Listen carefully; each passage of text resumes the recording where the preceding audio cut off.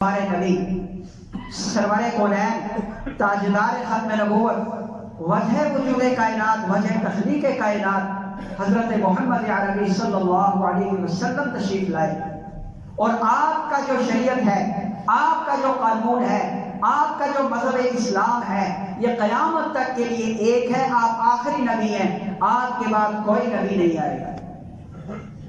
آپ کے بعد جو شخص یہ کہے کہ میں نبی ہوں، چاہے وہ یہ کہے کہ آخری نبی تو محمد رسول اللہ ہے، صرف مجھے اس لیے بھیجا کہ تاکہ میں آ کر کے اس امت کی رہنمائی کر سکوں، وہ نبی بھی جھوٹا نبی ہے، لعنتی نبی ہے۔ کسی انداز سے بھی کوئی نبی نہیں آ سکتا، چاہے وہ ذلی بروزی ہو یا کوئی بھی نبی نہیں آ سکتا۔ ہمارے نبی پر نبوت ختم، اللہ کے قرآن نے فیصلہ کر دیا، اور آقا علیہ الصلوۃ والسلام نے فرما دیا میں آخری نبی ہوں، میرے بعد کوئی نبی نہیں، یہ آخری امت ہے، اس کے بعد کوئی امت نہیں ہے۔ اور اللہ کے نبی صلی اللہ علیہ وسلم نے فرمایا میں اور قیامت یوں ہے، یعنی درمیان میں کچھ بھی نہیں ہے، میرے بعد صرف قیامت۔ واضح گوائیاں اللہ کے نبی نے فرمایا اگر میرے بعد کوئی نبی ہوتا تو وہ عمر بن خطاب ہوتا، گویا کہ میرے بعد کوئی نبی ہے ہی نہیں۔ جب ہم اللہ کے نبی کی زبان پر اعتبار نہیں کریں گے تو ہمیں مسلمان کہلوانے کا حق حاصل ہے۔ اور پھر نبوت جو ختم نبوت ہے، اس ختم نبوت کے اوپر حملہ آور ہونا، اس ختم نبوت کا منکر ہونا، اس ختم نبوت کو نہ ماننا تو بہت بڑی بات ہے۔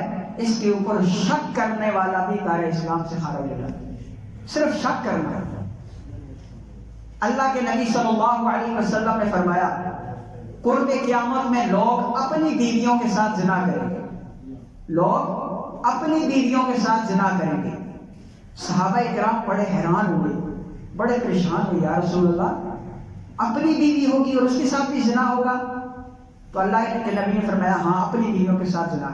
مفسرین نے، محدثین نے اس حدیث کے تحت تقریباً 35 ایسے موقع لکھے ہیں، 35 ایسے مواقع لکھے ہیں کہ جو بندہ ان 35 مراحل سے گزرے گا تو وہ گویا اپنی بیوی سے زنا کر رہا ہے۔ کیا مطلب؟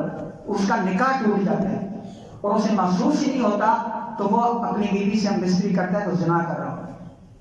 ان میں سے 2 واقعے میں بتاتا ہوں۔ نمبر 1، کوئی شخص، حدیث پاک میں آتا ہے، کوئی شخص ایک عورت سے نکاح کرتا ہے، مہر مقرر کرتا ہے، مہر مقرر کرنے کے بعد مہر ادا نہیں کرتا اور وہ مر جاتا ہے، اللہ کے نبی فرماتے ہیں وہ شخص زانی ہے اور اللہ کے سامنے زانی ہو کر ملے۔ مہر کا معاملہ اتنا سخت ہے، مقرر کر دیا نکاح، مقرر نہیں کیا تو پھر تو ہے ہی گنہگار ہے، مقرر کر دیا ادا نہیں کیا تو وہ شخص زانی ہو کر مرے گا، اور قیامت کے دن اللہ سے زانی ہو کر کے ملے گا۔ کیا پتا وہ ساری زندگی 5 وقت نمازیں، تہجد، سارا کچھ کرتا رہا، حج عمرے کرتا رہا، جہاد کرتا رہا، تبلیغ کرتا رہا، لیکن ادھر بیوی کا حق ادا نہیں کیا، مہر ادا نہیں کیا تو وہ زانی ہو کر مرے گا۔ اور دوسرا وہ شخص جو ختم نبوت کی وجہ سے شکوک و شبہات کا شکار ہو جائے، اس کا ایمان بھی چلا جاتا ہے اور وہ اپنی بیوی سے زنا کر رہا ہوتا ہے۔ اتنا نازل مسئلہ ہے، اور یہ مسئلہ ایسے نہیں ہے۔ اللہ کے نبی کون ہے کہ جب اس کائنات کے اندر کچھ تھا ہی نہیں سوائے اللہ کی ذات کے، اس وقت بھی اللہ تعالیٰ خود فرماتے ہیں، حدیث قدسی ہے کہ لولاک لما خلقت الافلاک، میرے محبوب اگر آپ نہ ہوتے تو میں زمین نہ بناتا، آسمان نہ بناتا، ہوا نہ بناتا، فضا نہ بناتا، خلا نہ بناتا، نباتات، جمادات، چرندے پرندے، درندے، انسان، حیوان، نوری ناری، عرشی فرشی، چاند ستارے، سورج، شام سحر، شجر حجر، بر و بحر میں کچھ بھی نہ بناتا، میرے محبوب اگر آپ نہ ہوتے میں اس کائنات کو ہی نہ بناتا۔ اور اللہ فرماتے ہیں میں نے اس کائنات کو اس لیے بنایا کہ میں ایک چھپا ہوا خزانہ تھا، میں نے چاہا کہ لوگ مجھے پہچانے تو میں نے اس کائنات کو بنایا، اور میں نے اپنے محبوب کو بنایا کہ یہ میرے محبوب میری تعریف کریں گے، میری پہچان کروائیں گے لوگوں کے سامنے۔ اللہ نے محبوب کو ایسا نہیں بنایا، اس کائنات کو محبوب کے صدقے سے، محبوب کی وجہ سے بنایا۔ محبوب کا نام اونچا کرنا تھا۔ آپ تاریخ اٹھا کر کے دیکھیں، اس کائنات میں جب کچھ نہیں تھا، صرف اللہ تھے، تو ساتھ محمد رسول اللہ کا نام تھا۔ آدم علیہ السلام کو بنایا، جنت میں بھیجا، خطا ہو گئی، دانا کھا لیا آدم علیہ السلام سے، اور جب بخشش کا وہ معافی کا وقت آیا تو آپ فرماتے ہیں، خود آدم علیہ السلام فرماتے ہیں کہ جنت کی جس پتی پر میری نظر پڑتی، جس ٹہنی پر، جس خوشے پر، جس دیوار پر، جہاں جہاں میری نظر پڑتی تو وہاں لکھا ہوا تھا لا الہ الا اللہ محمد رسول اللہ۔ جہاں میری نظر پڑتی، حتیٰ کہ میں نے آسمان کی طرف دیکھا، جس ستارے کو میں دیکھتا وہیں لکھا ہوا تھا لا الہ الا اللہ محمد رسول اللہ۔ پھر میں نے کہا الہ العالمین، یہ جو بزرگ ہستی جس کا نام تیرے نام کے ساتھ لکھا ہوا ہے، اس کا واسطہ ہے، مجھے معاف فرما دے۔ پھر اللہ تعالیٰ نے آپ کو معاف فرمایا اور کہا کہ اب تمہیں دنیا کے اندر جانا ہوگا۔ اللہ تعالیٰ نے اس کائنات کو بنانا تھا۔ پھر حضرت آدم علیہ السلام کے دو بیٹے قابیل اور حابیل کا واقعہ آپ نے سنا ہوگا۔ جب اس قاتل نے قتل کر دیا، زمین نے اس کو پکڑ لیا اور پاؤں کی طرف سے اس کو زمین اپنے اندر دنسانے لگی۔ پہلے وہ کہتا الہ العالمین مجھے معاف کر دو، یا رب مجھے معاف کر دو، لیکن زمین دنساتی گئی۔ جب سینے تک پہنچا تو اس نے کہا یا اللہ، جس بابرکت نام کے صدقے سے میرے ابا آدم علیہ السلام کو جنت سے معافی ملی ہے اور ان کو وہاں پر معافی ملی ہے، اس نام کے صدقے سے مجھے معاف کر دو۔ تو اللہ تعالیٰ نے زمین کو اس نام کی برکت کی وجہ سے کہا زمین اس کو باہر نکال۔ اس وقت تو اس کی معافی ہو گئی، لیکن لکھا ہوا ہے کہ جب وہ مرے گا تو وہ قیامت تک ہمیشہ کے لیے اس کو یہی عذاب دیا جائے گا کہ وہ زمین کے اندر دھنسا جائے گا۔ اب وہ زمین کے اندر دھنسا جا رہا ہے۔ اسی طرح آپ جس نبی کا واقعہ پڑھیں گے، نوح علیہ السلام نے کشتی بنائی، کشتی کے اندر 1.25 لاکھ خانے بنائے، ہر خانے کے اندر ہر نبی کا نام لکھا۔ ہمارے نبی علیہ السلام کا نام آیا تو اس نام کے ساتھ 4 خانے بھی تھے۔ جبرائیل علیہ السلام سے پوچھا نوح علیہ السلام نے، یا نبی اللہ یہ جو خانے ہیں، اے جبرائیل یہ جو 4 خانے ہیں یہاں کس کا نام رکھیں؟ انبیاء کی لسٹ تو نبی علیہ السلام پر ختم ہو چکی ہے۔ تو جبرائیل علیہ السلام نے فرمایا یہاں آخری نبی کے 4 دوست ہیں، ان کا نام لکھو، ابو بکر، عمر اور عثمان و علی۔ حضرت سلیمان علیہ السلام جس تخت پر بیٹھ کر حکومت کیا کرتے تھے اور وہ تخت ہواؤں میں اڑتا تھا، ہر چیز پر بادشاہت تھی، وہ تخت ایک انگوٹھی کے بل بوتے پہ چلتا تھا۔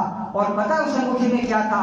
جب بعد کے بادشاہوں نے اس انگوٹھی کو کھولا، اس میں ایک خط تھا، جس خط میں لکھا ہوا تھا لا الہ الا اللہ محمد رسول اللہ۔ اور آپ نے سنا ہے آدم علیہ السلام لا الہ الا اللہ، آدم صفی اللہ لا الہ الا اللہ، نوح نجی اللہ، ابراہیم خلیل اللہ، اسماعیل ذبیح اللہ، یہ سب کے کلمے ہیں۔ لیکن انبیاء کے اپنے کلمے کیا تھے؟ سب نبی پڑھتے تھے لا الہ الا اللہ محمد رسول اللہ۔ یہ نام ہے ہمارے نبی کا، یہ ہمارے نبی کا مقام ہے۔ اور اخلاق میں تو ہمارے نبی کے آگے کوئی جا ہی نہیں سکتا۔ اخلاق ہمارے نبی پر ختم۔ انک لعلی خلق عظیم، سب سے اعلیٰ اخلاق کے ہمارے نبی۔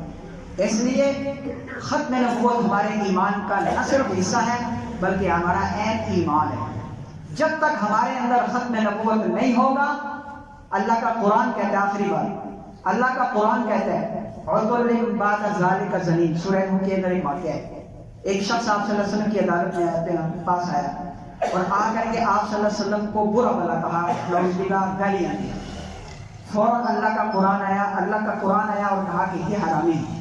اللہ کے قرآن نے عُتُلٍّ بَعْدَ ذَلِكَ زَنِيمٍ 29 پارے کی ایک سورت کی آیت۔ وہ شخص فوراً اٹھا اور اپنی ماں کے پاس گیا اور تلوار کو نیام سے نکال کر ماں کے کندھے پہ رکھا۔ انہوں نے کہا میں مسلمانوں کے نبی کا مخالف ہوں، میں منکر ہوں اس کا، میں ان کو گالیاں دیتا ہوں، لیکن وہ کبھی جھوٹے نہیں ہو سکتے۔ انہوں نے آج مجھے کہا کہ تو اپنے ماں کا نہیں ہے، بتاؤ میں کس کا بیٹا ہوں۔ تو پہلے ماں بھی کافرہ تھی، ماں نے کہا بیٹا وہ جھوٹ بولتے رہتے ہیں، وہ ساحر ہے، وہ جادوگر ہے، کوئی ایسی بات نہیں ہے۔ ماں نے جھوٹ تلوار کی کہ میں آپ گردن اڑاؤں گا، مجھے بتاؤ۔ تو ماں ڈر گئی۔ ماں نے کہا تیرا ابو تجارت کی غرض سے کہیں گیا ہوا تھا اور میں اکیلی تھی، یہاں ایک بکریوں کا چروایا آیا تو میں اس کے ساتھ سو گئی جس سے تو پیدا ہوا۔ یہ ہے ختم نبوت کے منکروں کا حال۔ اور اللہ تعالیٰ یہ ہر کسی کو نصیب نہیں کرتا کہ وہ ختم نبوت کا پہرا دے. یہ اپنے رسول اللہ صلی اللہ علیہ وسلم جن پہ نظر کرم کرتے ہیں، شفقت محبت کرتے ہیں، اللہ جن پہ کرم کرتے ہیں انہیں ہی یہ چیزیں عطا ہوتی ہیں. اللہ تعالیٰ ہمیں ختم نبوت کا پہرا دینے کی توفیق عطا فرمائے.